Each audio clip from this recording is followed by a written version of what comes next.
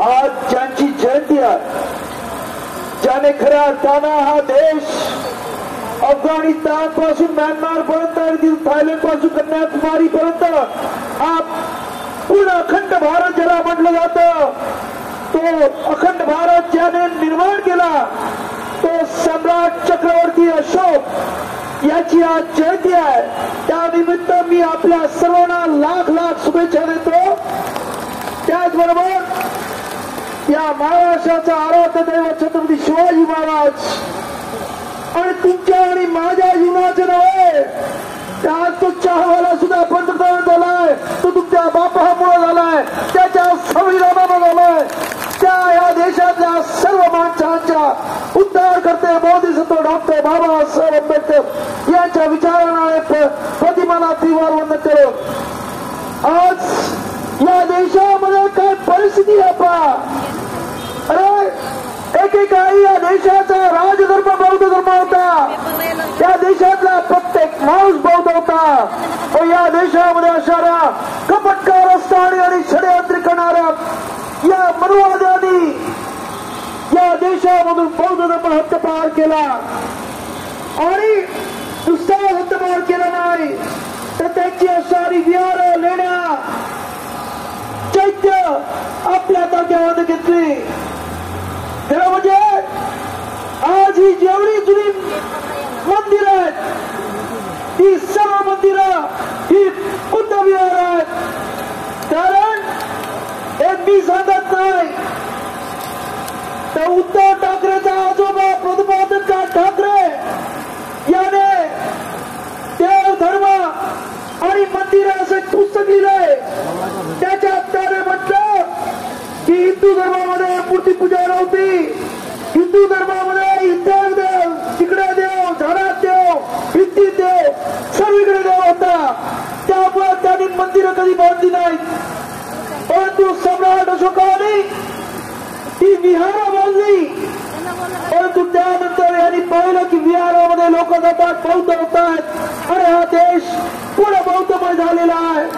तेव्हा ह्या लोकांनी कपटकार स्थान करून ही विहार ताब्यात घेतली आणि त्याच्यातच एक महाबोधी बुद्ध विहार जिथे तथागत भगवत गौतमांना संबोधी प्राप्त झाली. आज आमचं म्हणणं एवढंच आहे की आम्हाला सांगावं लागत नाही की तथागताचा बुद्ध विहार आहे, कारण तथागताची तिथे पाऊलखुणा, तिथे तथागताच्या मूर्त्या आहेत. तुम्हाला सांगावं लागतंय, अरे इथंच आमचा राम जन्माला आला, हेच आमचं राम मंदिर आहे. ही काय आम्हाला गरज लागत नाही, कारण या मातीमध्ये तथागत भगवान जो बुद्ध जन्माला आलाय. आणि त्यामुळं हे बुद्ध विहार महाबोधी बुद्ध विहार हे तथागताचं आहे, असणार आहे आणि राहणार आहे. फक्त ते बौद्धाच्या ताब्यामध्ये आम्हाला हवंय, हे आपण लक्षात घ्या. आणि त्यासाठी आज मला आपल्या सर्व धन्यवाद द्यावेसे वाटतात. कारण मी पाहिलं की अख्ख्या महाराष्ट्रामध्ये छोटे छोटे वेगवेगळ्या जिल्ह्या आणि तालुक्यामध्ये निदर्शनं आंदोलन चालू होती. सरकारला त्याचा काही फरक पडत होता.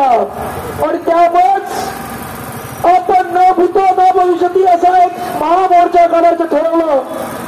आमच्या बौद्ध जनपंचायत समिती ही आज या मुंबईमध्ये खऱ्या अर्थानं 900 शाखा या मुंबईमध्ये आमच्या त्यांच्या वतीनं याचा पुढाकार घेतला.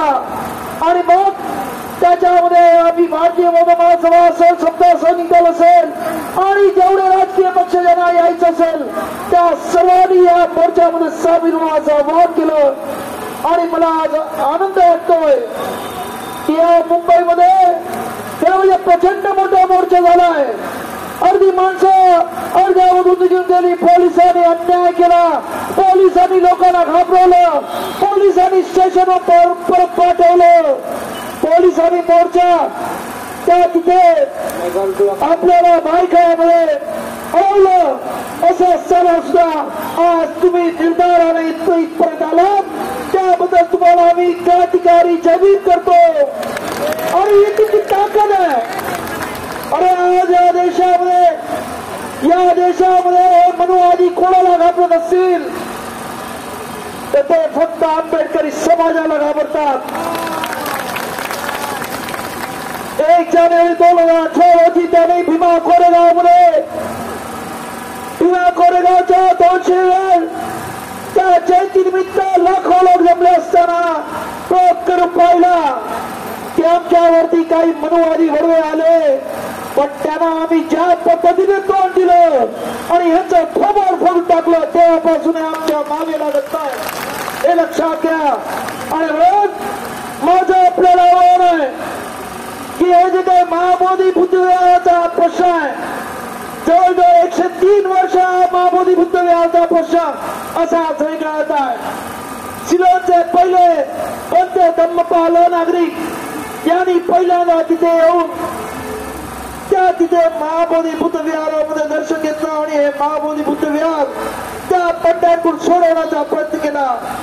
त्यानंतर त्यांनी 4 जण बरोबर घेऊन आले. त्यांच्यावरती त्या काळामध्ये घातपात झाला, त्याच्यामध्ये 2 माणसांना मारून टाकलं आणि ते 2 जण वाचले. परंतु हे अशा पद्धतीनं हे जे चाललेलं आहे, आज आंबेडकरी समाज जागृत झालाय. 1950 साली जेव्हा हे संविधान आलं तेव्हा आम्ही बौद्ध नव्हतो, त्यामुळे आमच्या ताब्यामध्ये ते महाबोधी बुद्ध विहार आलं नाही. पण आज बाबासाहेब आंबेडकरांचा समाज हा बौद्ध झालेला आहे आणि त्यामुळं हे बुद्ध विहार, महाबोधी बुद्ध विहार हे बौद्धांच्या ताब्यामध्ये आलं पाहिजे, हे आमच्या मागणं आहे. आणि त्यासाठी आम्ही आज इथे एवढ्या मोठ्या संख्येने आलेलो आहोत. सरकारला आम्ही सांगू इच्छितो की आज थोडस तुम्ही नाटक केलं, मी पण म्हटलं जाऊ दे, आमचा धार्मिक हा लढा आहे, त्यामुळे कुठेही या लढाला गालबोट नको. नाहीतर आम्ही 12.5 एकर हिंदू मिल घेतली तेव्हा तरी आज मुंबई पोलिसांना rapid action force, SRP, Mumbai police एवढे सर्व लावले असताना सुद्धा आम्ही घाबरलो नाही. त्याचं तुमचं काय होतं तर आम्ही म्हटलं जाऊ दे, आमचा धार्मिक लढा आहे, उगाच त्याच्या कुठेतरी गॅलबोर्ड लागू नये म्हणून अत्यंत शांततेने घेऊन इथं आम्ही आलोय. परंतु मुंबई पोलिसांना सांगू इच्छितो की हा लढा आता थांबणार नाही. आज या लढ्याला आता खऱ्या अर्थानं सुरुवात झाली असं मी समजतोय. आज या लढ्यामधून संपूर्ण देशभर मेसेज गेलेला आहे की मुंबईमध्ये प्रचंड लोकांनी आज या लढ्यामध्ये उतरून खऱ्या अर्थानं महाबोधी बुद्ध विहारासाठी सर्वांनी ताकदीने इथं एकत्र आलेले आहेत आणि याचा परिणाम अख्ख्या देशभर होणार आहे, नव्हे तर जगभर होणार आहे.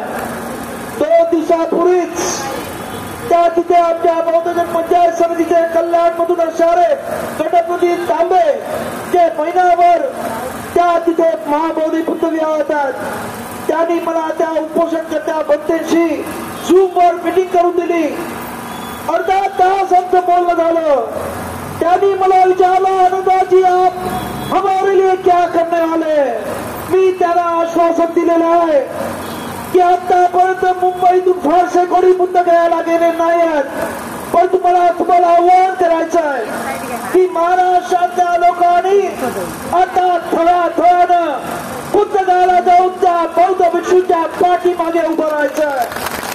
ते म्हणाले, आनंद साहब अगर आप लोग अगर ऐसे महाराष्ट्र से आएंगे तो हमारा हौसला बुलंद हो जाएगा, आमचे मनोबल वाढेल. कारण आम्ही पूर्वी महाबोधीच्या जवळ असणाऱ्या प्रांगणामध्ये बसलो होतो, परंतु इथे असणारं जातीवादी धार्मिक सरकार त्यांनी आम्हाला रात्रीचं उठून लावलं 12 दिवसांनी आणि आम्हाला कचऱ्याचा ढेर तिथे बसवलं. आम्ही सर्व भिक्षूने कचरा साफ केला आणि आज सुद्धा तिथे बसून आहोत ही परिस्थिती आहे. त्यामुळे माझं आपल्याला आव्हान आहे की आपण प्रत्येकानं जेव्हा जमेल तेव्हा बुद्ध गयाला जाऊन त्या सर्व भिक्षुकांना पाठिंबा देणं ही आपली सर्वांची जबाबदारी आहे. तेव्हा माझं आपलं निवेदन आहे की खरं म्हणजे मीच जवळ होतो, दुर्दैवानं पाहायला लागल्यामुळं मी थोडंसं 1-8 महिना रहित आहे, पण मी तुम्हाला सांगतो तुम्ही सर्वांनी सुरुवात करा, शेवट करायला मी येतच आहे. याबद्दल खात्री बाळगा आणि आपण सर्व इथे आलात. मला माहिती आहे 11 वाजल्यापासून लोक इथे आहेत. जेवणाची काही व्यवस्था झाली नाही, परंतु आमच्या बौद्धजन पंचायत सभे आणि इतर अनेक संघटनातर्फे आम्ही पाणी आणि बिस्किट वाटपाचा प्रयत्न केलेला आहे. तुम्ही सर्वांनी या महाबोधी भिंत विहारासाठी आज जो कडकडीत उपवास झालेला आहे त्याबद्दल खऱ्या अर्थानं तुमचं त्या महाबोधी भिंत विहारावर प्रेम आहे आणि यासाठी तुम्ही या पुढेही होणाऱ्या आंदोलनात साथ द्याल हीच अपेक्षा करतो. परत एकदा सम्राट अशोका जयंती निमित्त आपल्याला मनपूर्वक धन्यवाद देतो आणि माझ्या वाणीला विराम देतो. नमस्कार. जय भीम. धन्यवाद साहेब. एक 2 मिनिटं शांत राहा. आपण खरोखर मला वाटतं सगळ्यांनी आज शांततेने सहकार्य केलेले आहेत. आज आपण सगळ्यांनी खरोखर मला वाटतं साहेबांच्या हाकेला आपण सगळ्यांनी साथ दिलेली आहे. आपण आलेला आहात. मी सर्वांचं खरोखर मनपूर्वक बौद्धजन पंचायत समितीच्या वतीनं, रिपब्लिकन सेनेच्या वतीनं आणि भारतीय बौद्ध महासभेच्या वतीनं सर्वांचं हार्दिक सर्वांना धन्यवाद देतो. आणि 2 मिनिटं म्यानमार 2 मिनिटं सगळ्यांनी शांतता ऐका. म्यानमारमध्ये जो भूकंप झालेला आहे आणि त्याच्यामध्ये